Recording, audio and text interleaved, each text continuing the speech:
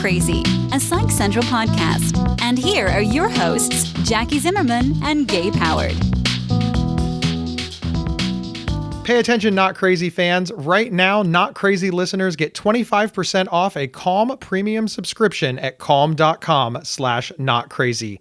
That's calm.com/notcrazy.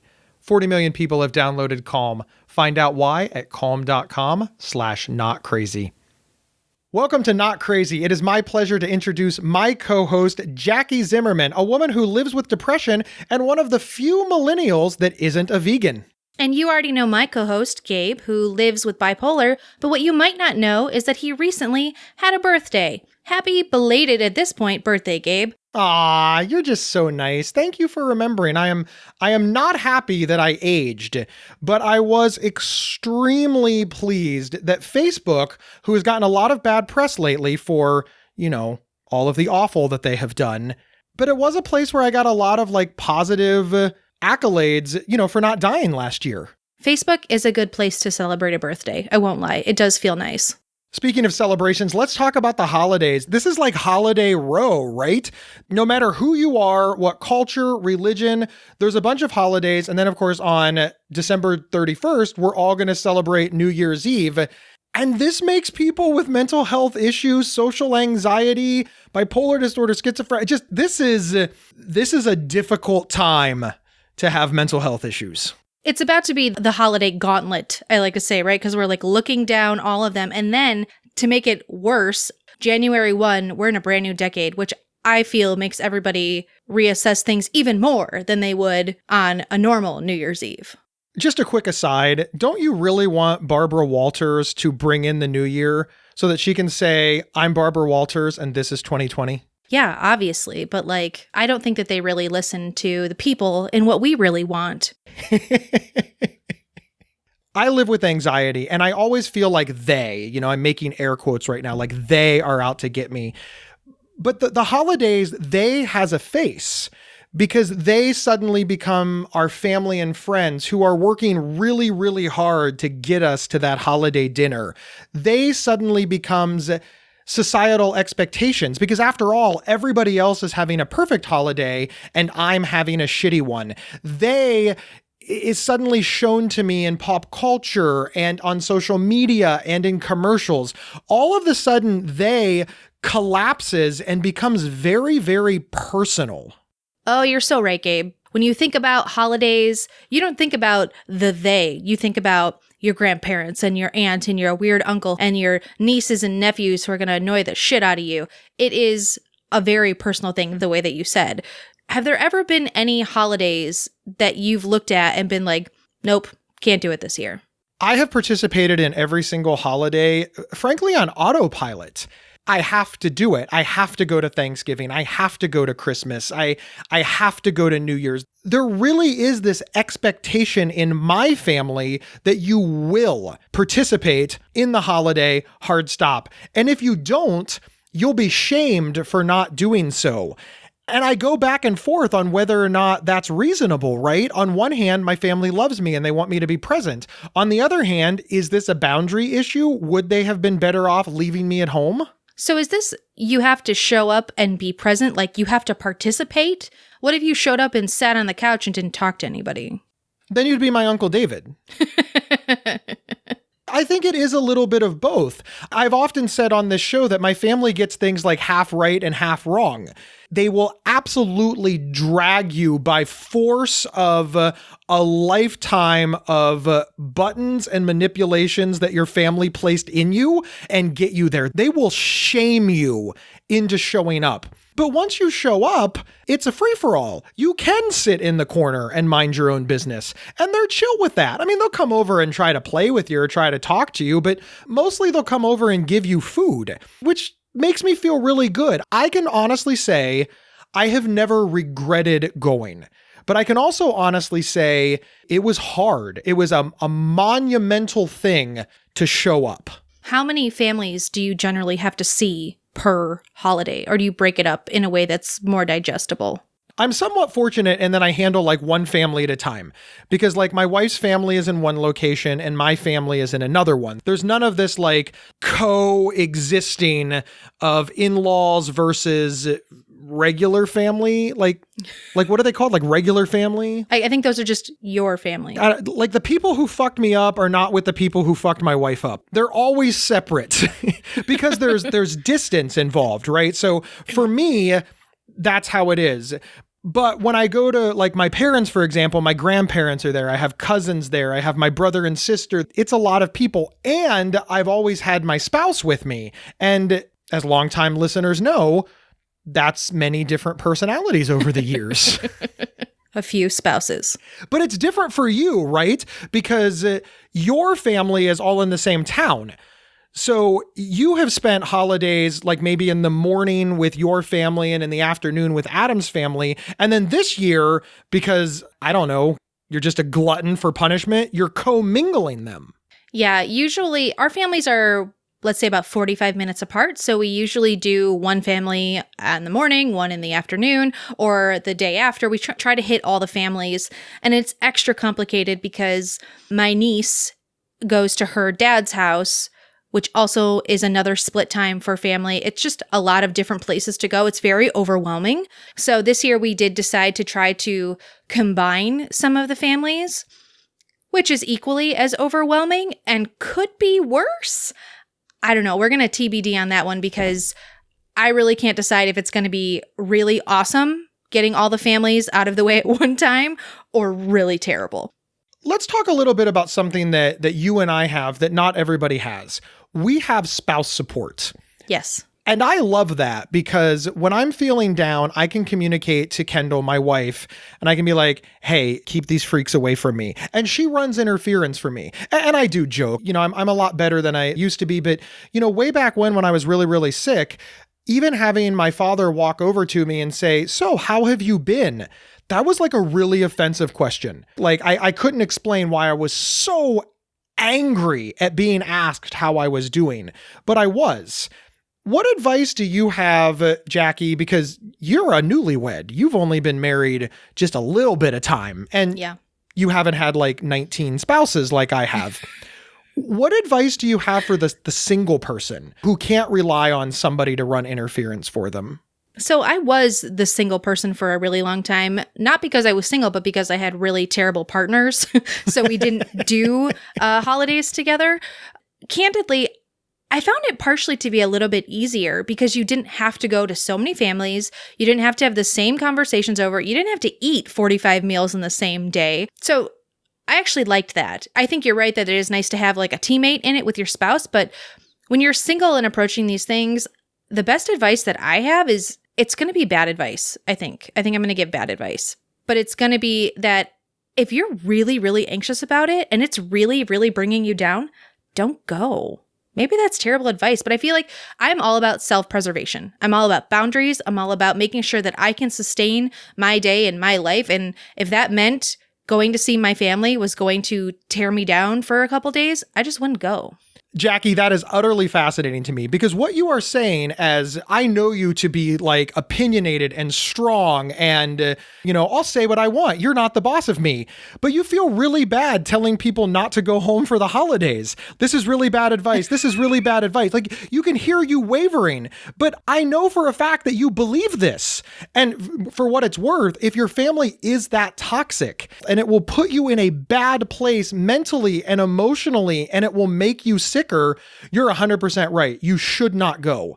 But you're struggling with it, right? You're like, oh, maybe this is bad advice. I feel bad. You should see your mom. But why? Well, it's not always that easy. It's not as simple as just don't go. For a lot of people, just don't go equals, well, then I have a shitstorm to deal with on the phone or the next time I see them. And then my grandma holds a grudge against me for the next 3 years. Like, it's not always just as easy as just don't go and live your life. I think every family is different. Every family dynamic is different. And the unique players in the cast of your life story make these decisions significantly difficult. I have a side of the family that I haven't seen in almost 5 years, and I'm fine with that. Like, I am okay with that. But if I just chose to randomly not show up to my sister's house for a holiday, even if it was the best thing for me, I still would struggle with it. Let's talk about that for a moment, because families are complicated, right? Yes. So for the purpose of this discussion, we're going to say that you love your sister and you're mad at your cousin Bob. Now, you don't have a cousin Bob, which is why we picked cousin Bob Jackie. So if any member of Jackie's family is listening, cousin Bob does not represent any of you. Very, very important. But you love your sister, but you're mad at cousin Bob. Now, cousin Bob could be your mom, your dad, your grandma, your grandpa, but a person who has a lot of sway in the family. And in general, a person that the rest of the family is protecting, right? They don't want cousin Bob to feel bad, but cousin Bob is toxic for you. And you want to stay away from cousin Bob so much that you're willing not to spend the holidays with your sister, whom you love. You love your sister as much as you dislike cousin Bob. Now, what do? Because you can avoid cousin Bob, and that's very reasonable. But now you miss your sister. What's the middle of the road there, Jackie? I think it's a two-parter. The first one is calling my sister and saying, hey, you know how I feel about cousin Bob. Could you help me run interference and involve the members of your family who you like and ask them for help? We actually do have a family member who tends to corner people, and we have essentially an eye signal of like, save me. Please come get me. I'm cornered. And as the outside of the family, we know to go get that person unless we're being dicks. And then we just laugh and don't go get them, which has happened also. But I think the other part of this is I still maintain that it's assessing how it's going to be for you. Could you meet up with your sister afterwards and see her and still preserve yourself? Is going to see cousin Bob really going to do some detrimental work to you? Maybe I'm really selfish, but I've spent a really long time learning how to be selfish and putting myself first. And if that means upsetting other people, most of the time I'm okay with that because I will find other ways to make it up to them or make it right with them or just even it out. One, I like that you said, hey, look, I'm putting myself first so that I can lead my best life. And that's really, really valuable, right? But then you followed that up with, I will find a way to make it right. I will see them that evening. I will see them. I'll go Black Friday shopping with them. I'll spend Christmas Eve, but not Christmas Day. I'll spend, a couple of days of Hanukkah, but not all of the days of Hanukkah. We'll get together for New Year's Day instead of New Year's Eve. You're already starting to broker these deals out. You're not saying to your family, nope, all of you are dead to me. I'm not seeing any of you ever. You're acknowledging that there's a bummer. That's really the best way to put it, right? You're acknowledging that there's a bummer of a situation here because of your feelings, because of a family member's feelings. You're addressing them, but what you're not doing is putting yourself in harm's way in order to keep the family happy. There's a level of maturity in there, right? Where you acknowledge that the situation is in a gray area, where your actions are going to hurt somebody else, and you need to make amends for that, but not at your own risk. Right. I think there's an assumption on holidays that you will spend time with your family, and your family carries that assumption. So when you don't show up or you don't engage, there is a little bit of disappointment, maybe from some family members. I think one of the most important things about self-care, self-preservation, and boundaries that people forget is that if you're going to make decisions that have the potential to hurt other people, you can still make those decisions if they're right for you, but it doesn't mean that it doesn't affect those other people. You have to think about other people. And I may make the choice not to come, and it may really hurt my mom's feelings. So it's then on me to do my best to help her with those feelings and help her feel better while still preserving myself. I can't just say, well, sorry, mom, go fuck yourself. I have to do this for me. I could, but I wouldn't. Like at some point you have to realize your actions have consequences, even if it's the right action. It sort of reminds me of how to break up with somebody, right? Ghost. Never show up. Send him a text. No, but seriously, when you want to break up with somebody, you can't stay in a relationship with them forever because you don't want to hurt their feelings. But you also don't want to be cruel. You shouldn't ghost people. You shouldn't just send them a text and be like, last year has been great. Never contact me again. There's a police officer outside your door with a restraining order. There's a way that you can end the relationship and still be kind, but ending the relationship, even while kind, is still going to hurt the other person. This applies to families as well. Maybe they will be hurt by what you say, but there's still a way to do it. But we tend to do the yelly thing. I'm not coming because I hate cousin Bob. And how could you like cousin Bob? Don't you know what cousin Bob is? And whereas we should kind of keep it to the facts. I'm uncomfortable being around Cousin Bob, and therefore I'm not coming to the dinner. How can we work this out? Set the boundary. Listen, I have heard you out. You have heard me out. There's no resolution coming in that way. What can we do over here? I think a lot of times families devolve into finger pointing and name calling, and you pissed me off when I was in the 8th grade. And even though I'm now 43, I'm mad. Something that I have learned over the years when it comes to family, jobs, other relationships, is that you're allowed to do things without explanation. And that is something that I have done for a really long time, which is I quit my job and then I go, well, I quit because of this reason and this reason and this reason. And this is why I quit. And it's not your fault. It's kind of my fault. And I explain. I'm an over-explainer. Whereas you're allowed to just say, I quit my job. End of it. Same thing goes with your family, right? You don't have to explain everything. You can say, I'm not coming this year. And they can ask you why. And you can say, I don't really want to talk about it. And that might upset them. And you can deal with that part later. And you have to pick what is right for you. And that's really what this always boils down to, right? That what's right for you. We'll be right back after these messages. Interested in learning about psychology and mental health from experts in the field? Give a listen to the Psych Central Podcast, hosted by Gabe Howard. Visit psychcentral.com/show or subscribe to the Psych Central Podcast on your favorite podcast player. Hey, Not Crazy fans, this is one of your hosts, Gabe Howard. Are you struggling to sleep these days?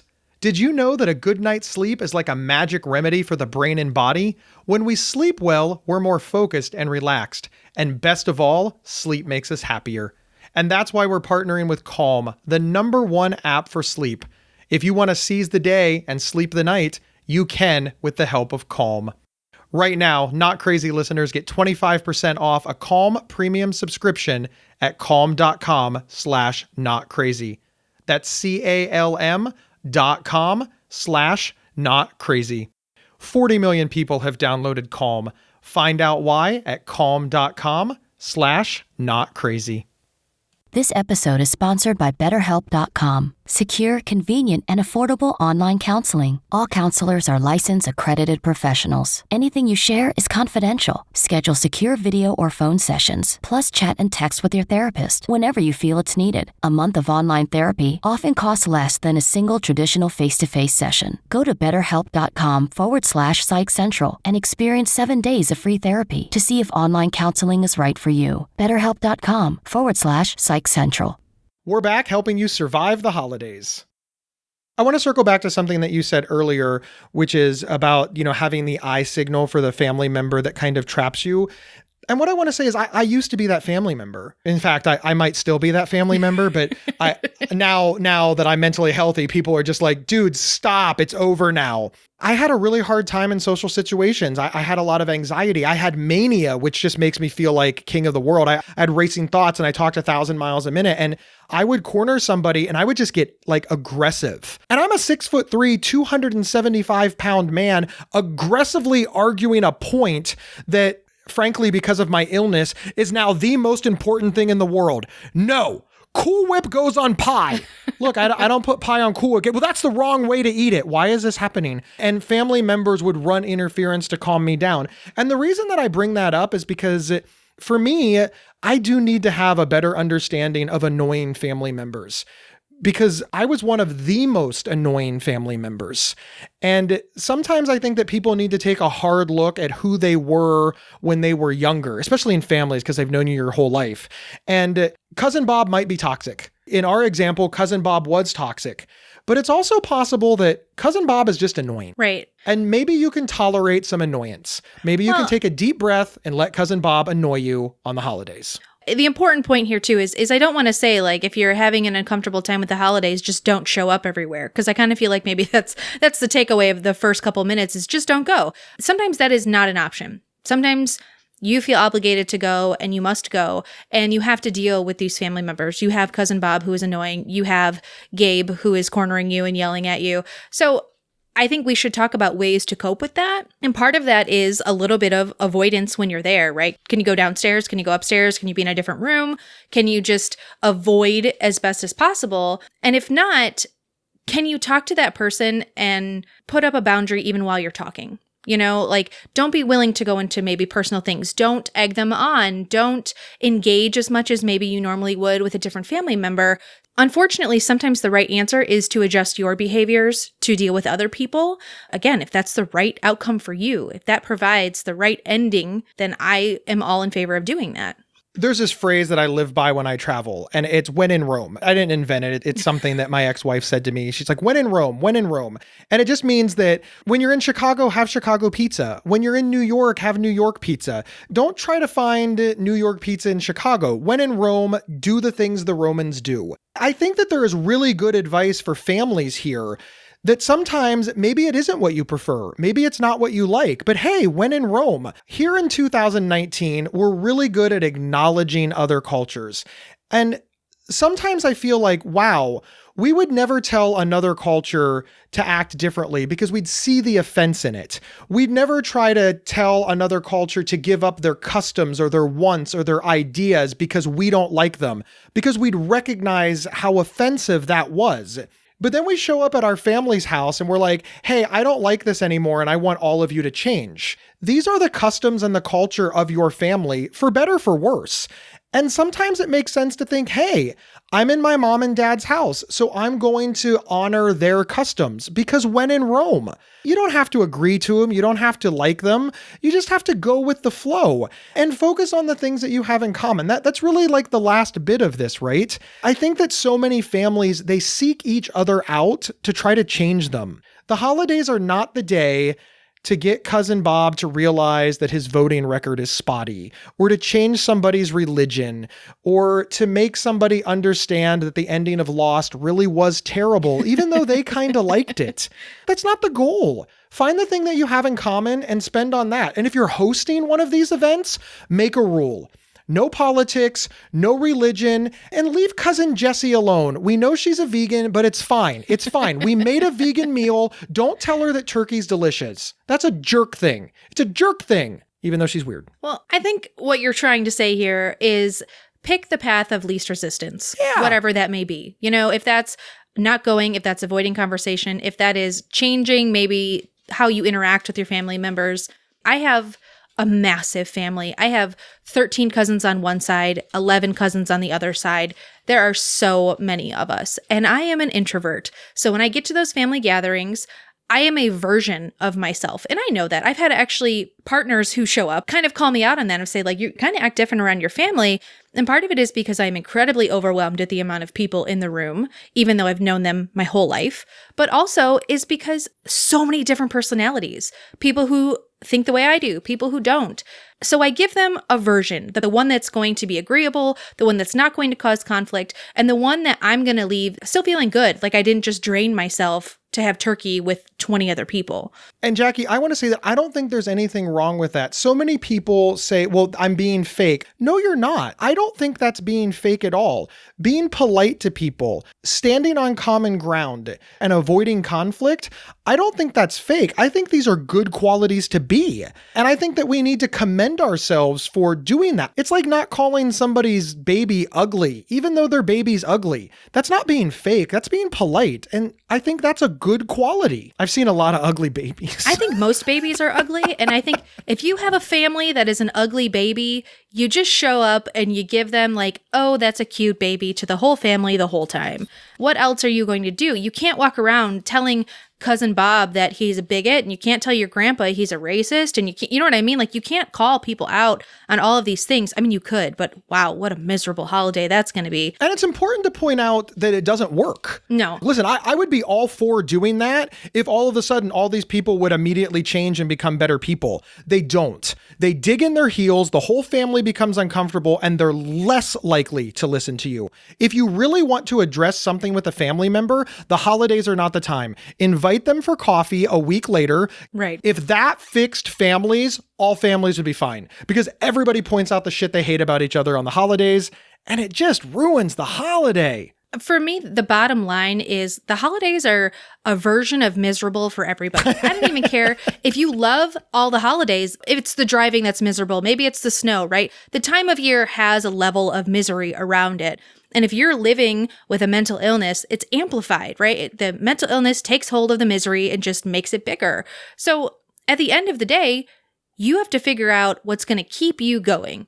And if that means not going to a family thing, giving them a version of yourself, or going and just being quiet in the corner, I still feel like that's what you got to do. Put yourself first. At the end of the day, always put yourself first. That's what I say. May sound selfish, but I have to be alive. I have to be a functioning, contributing human being to the people in my life. And sometimes I have to be selfish in order to do that. I cannot agree more, Jackie. Let's do a quick speed round of all the stuff that we missed. I'm going to yell out a tip, and then you yell out a tip, and then I'll yell out a tip, and then you yell out a tip until we exhaust ourselves, and then we'll end the show. Deal? Done. All right. I truly believe that it's best not to be alone on the holidays. I like to be around other people, but maybe your family isn't the safest. Find a friend group to hang out with. Find a church group or a community group to join, or at the very least, go down to the local diner and hang out and talk to the other orphans on the holidays. I think it's a really good idea, and it is a way to be around people without having to go to family members who you may find toxic. I agree. I think that being alone on the holidays can cause more harm than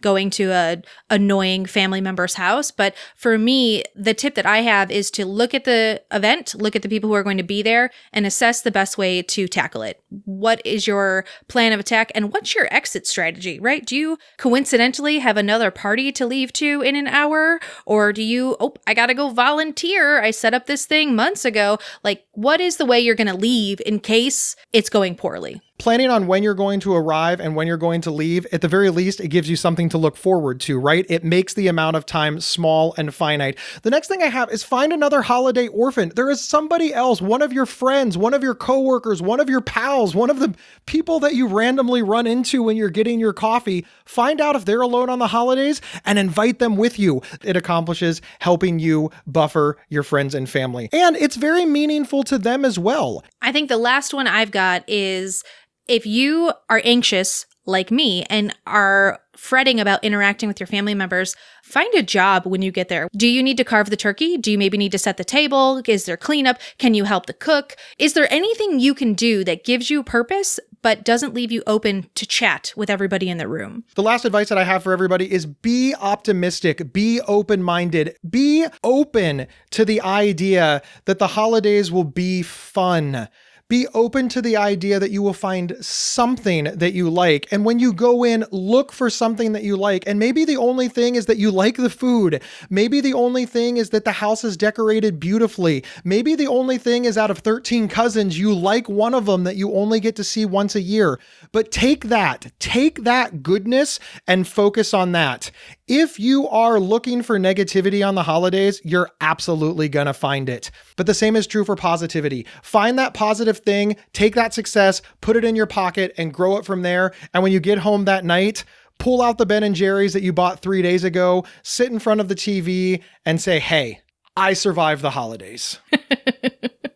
Thanks for tuning into this week's Not Crazy, everybody. We're wishing you a happy holiday season. And if you're trying to avoid your family in one of these awful parties we just talked about, whip out your phone and rank us on your favorite podcast player. Subscribe, share us, email us, and share us maybe with one of your family members. Happy holidays, everyone. And I hope the party is not as awful as Jackie thinks it is. We'll see everybody next week.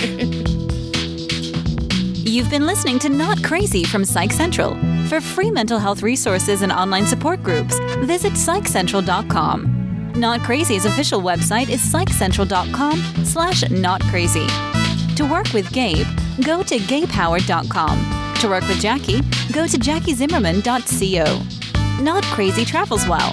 Have Gabe and Jackie record an episode live at your next event. Email show@psychcentral.com for details. Jackie, say what you want to say. Just let the words fall out. Thank you. I just want to see you be brave. Oh, God. Say what you want to say. Okay. All right.